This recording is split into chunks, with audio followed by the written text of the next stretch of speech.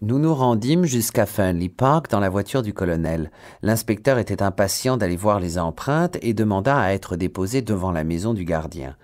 Lorsque nous atteignîmes la maison, Parker nous ouvrit la porte, apparemment remis de sa frayeur de la nuit dernière. Le colonel Melrose sortit une clé de sa poche, ouvrit la porte qui menait au petit vestibule et nous fit entrer dans le bureau. Mis à part le corps de la victime que nous avons déplacé, Monsieur Poirot, cette pièce est exactement telle qu'elle était hier soir. Poirot soumit la pièce à un examen très minutieux. Puis il se dirigea vers la cheminée et sonna. Au bout d'une minute, Parker apparut. « Parker, demanda le petit homme, regardez autour de vous. Cette pièce est-elle exactement comme au moment où vous avez enfoncé la porte avec le docteur Shepherd hier soir ?» Le majordome balaya la pièce du regard. Il s'arrêta sur la fenêtre. « Les rideaux étaient tirés, monsieur, et la lumière était allumée. » Poirot hocha la tête en signe d'approbation. « Rien d'autre ?»« Si, monsieur, ce fauteuil était tiré un peu plus en avant. » Il indiqua un grand fauteuil à gauche de la porte. « Montrez-moi, dit Poirot. » Le majordome écarta le fauteuil en question du mur de quelques dizaines de centimètres, le tournant de telle façon que le siège était face à la porte. « Curieux, murmura Poirot. Je me demande qui a bien pu le remettre à sa place. Est-ce vous, mon ami ? » Non, monsieur, répondit Parker. Poirot me regarda. « Est-ce vous, docteur ?» Je fis non de la tête. « C'est sans doute Raymond ou Blunt, suggérai-je. Ce n'est sûrement pas très important. »« Ce ne l'est absolument pas, expliqua Poirot. Voilà pourquoi c'est intéressant. » Veuillez m'excuser une minute, dit le colonel Melrose. Il sortit de la pièce en compagnie de Parker. « Croyez-vous que Parker dise la vérité ?» demandai-je. « Au sujet du fauteuil, oui. Pour le reste, je ne sais pas. Vous apprendrez, monsieur le docteur, que les affaires de ce genre se ressemblent toutes sur un point. Chaque personne concernée a quelque chose à cacher. »« Même moi ?» demandai-je en souriant. Poirot me regarda attentivement. « Je crois que oui, dit-il. M'avez-vous dit tout ce que vous savez sur le jeune Patton ?» Il sourit tandis que je rougissais. « Oh, n'ayez crainte. Je ne ferai pas pression sur vous. Je l'apprendrai en temps voulu. Ah, le colonel est de retour. » L'appel téléphonique, annonça Melrose, a enfin été retracé. Il a été passé au docteur Shepherd à 22h15 hier soir depuis une cabine publique de la gare de King's Abbot. Et à 22h23, le train de nuit part pour Liverpool. Mais pourquoi cet appel a-t-il été passé? C'est ça qui est invraisemblable.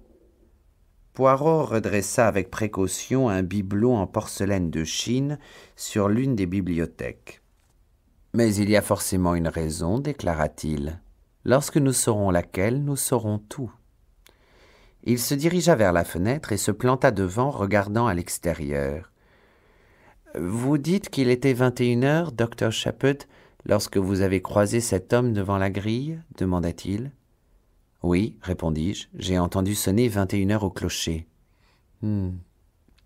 Combien de temps lui aurait-il fallu pour atteindre cette fenêtre ?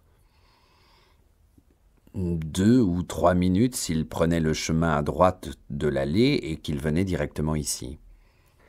Mais pour cela, il aurait fallu qu'il connaisse le chemin. Cela voudrait dire qu'il est déjà venu ici auparavant.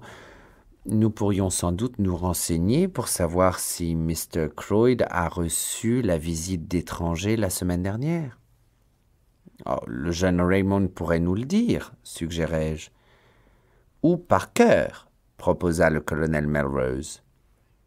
Ou les deux, dit Poirot en souriant. Le colonel Melrose partit chercher Raymond et je sonnai à nouveau pour faire venir Parker. Le colonel Melrose revint presque immédiatement en compagnie du jeune secrétaire. Geoffrey Raymond parut surpris, mais ravi de faire la connaissance de Poirot. « Je n'avais pas idée que vous viviez parmi nous incognito, monsieur Poirot, dit-il. Ce sera un grand privilège de vous regarder travailler. Qu'y a-t-il » Poirot se déplaça soudain sur le côté, et je vis que pendant que j'avais le dos tourné, il avait rapidement tiré le fauteuil en arrière jusqu'à ce qu'il soit dans la position que Parker lui avait indiquée. « Monsieur Raymond, ce fauteuil était à cet endroit la nuit dernière lorsque Mr. Ackroyd a été retrouvé mort. Quelqu'un l'a remis à sa place à nouveau. Est-ce vous ?» Le secrétaire répondit sans hésitation. « Non, bien sûr que non. Je ne me rappelle même pas qu'il était dans cette position. »« Ça n'a pas d'importance, » dit le détective. « Ce que je souhaite réellement vous demander, c'est ceci, monsieur Raymond. Un inconnu a-t-il rendu visite à Mr. Ackroyd la semaine dernière ?» Le secrétaire réfléchit quelques minutes, et pendant cette pause, Parker apparut en réponse au coup de sonnette. « Non, » finit par répondre Raymond. « Je ne me rappelle pas avoir vu quelqu'un. Et vous, Parker ? » ?»« Je vous demande pardon. »« Un inconnu a-t-il rendu visite à Mr. Ackroyd cette semaine ?» Le majordome réfléchit. « Un jeune homme est venu mercredi, de chez Curtis et Trout, il me semble. » Raymond balaya cette information d'un revers de la main. « Ah oui, je me souviens, mais ce n'est pas de ce genre de personne que parle cet homme. » Il s'adressa à Poirot. Mr. Ackroyd avait dans l'idée d'acheter un dictaphone. La société lui a envoyé un représentant, mais ça n'a pas abouti. Poirot se tourna vers le majordome. « Pourriez-vous me décrire ce jeune homme ?» Il était blond et petit, très bien habillé dans un complet en serge bleu. Poirot posa son regard sur moi. « L'homme que vous avez croisé devant la grille, docteur, était grand, n'est-ce pas ?»« Oui, répondis-je. Je dirais qu'il devait faire environ 1,80 m. »« On ne peut donc rien en tirer, » déclara le Belge. « Merci, Parker. » Le majordome se tourna vers Raymond. « Mr. Hammond vient d'arriver, monsieur, annonça-t-il. Il aimerait vous parler. »« Je viens tout de suite, » dit le jeune homme. Poirot lança un regard interrogateur au chef de la police. « Oh, c'est le notaire de la famille, » expliqua le colonel Melrose. Poirot hocha la tête et promena son regard sur toute la pièce. « Je crois avoir vu tout ce qu'il y avait à voir ici. » À mon tour, je balayai le bureau du regard. « Si seulement ces murs pouvaient parler, » murmurai-je. « Ces choses inanimées, » Poirot toucha le haut de la bibliothèque, « ne sont pas toujours aussi silencieuses. Elles me parlent quelquefois. Les fauteuils, les tables. Ils m'envoient des messages. »« Quels messages ?» m'écriai-je. « Que vous ont-ils dit aujourd'hui ?» Il haussa un sourcil, perplexe. « Une fenêtre ouverte, une porte fermée, un fauteuil qui apparemment bouge tout seul. À ces trois-là, je leur ai demandé pourquoi. Mais je n'ai pas reçu de réponse. » Il secoua la tête, bomba le torse et se planta devant nous en nous faisant un clin d'œil. Son air suffisant le rendait ridicule. Je me demandais tout à coup s'il était réellement un aussi bon détective que ça.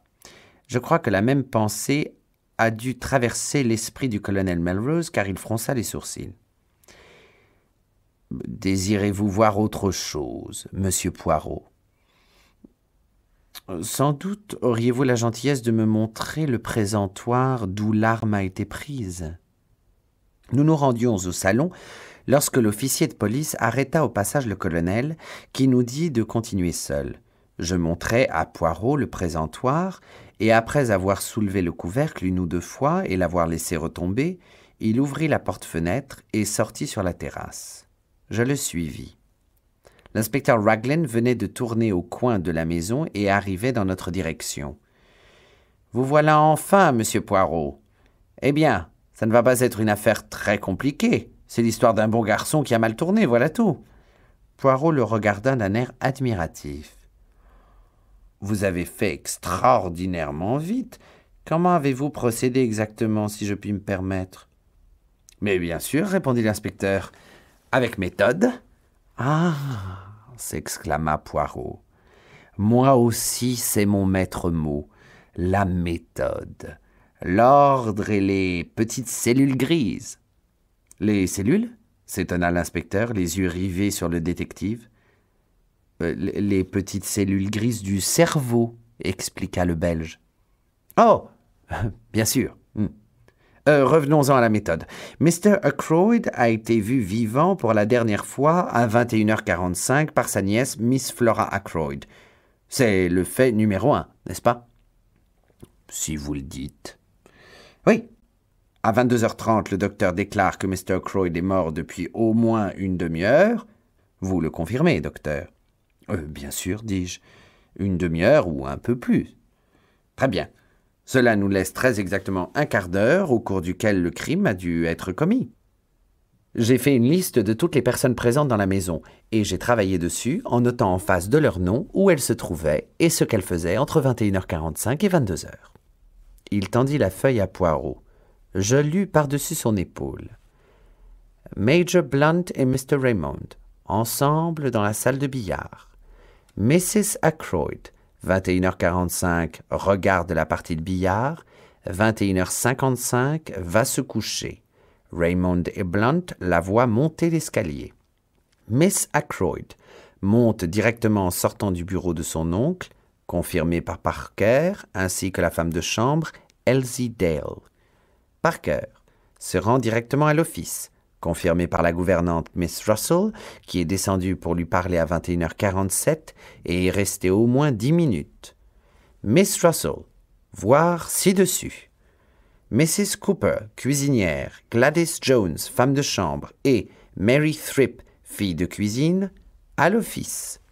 Ursula Bourne, femme de chambre, dans sa chambre jusqu'à 21h55, puis à l'office.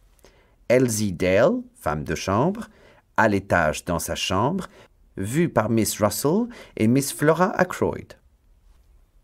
La cuisinière travaille là depuis 7 ans, Ursula Bourne depuis 18 mois et Parker depuis tout juste 1 an. Les autres sont nouveaux. En dehors de Parker et de son air sournois, ils semblent tous irréprochables. « C'est une liste très complète, » commenta Poirot en la lui rendant.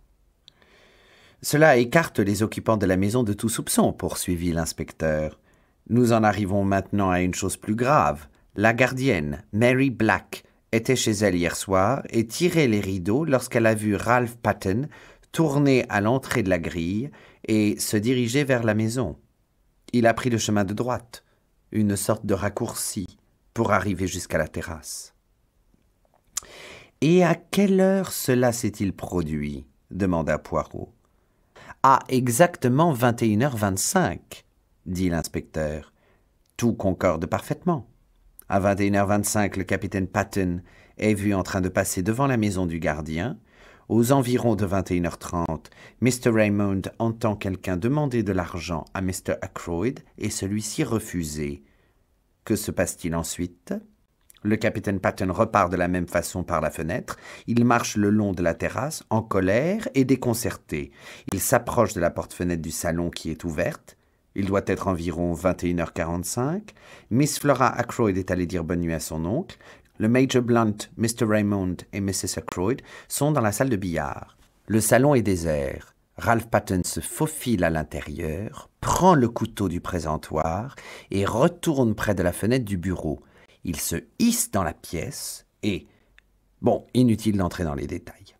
Ensuite, il ressort et s'enfuit, n'ayant pas le courage de retourner à l'auberge. Il se dirige vers la gare et passe un coup de téléphone de là-bas.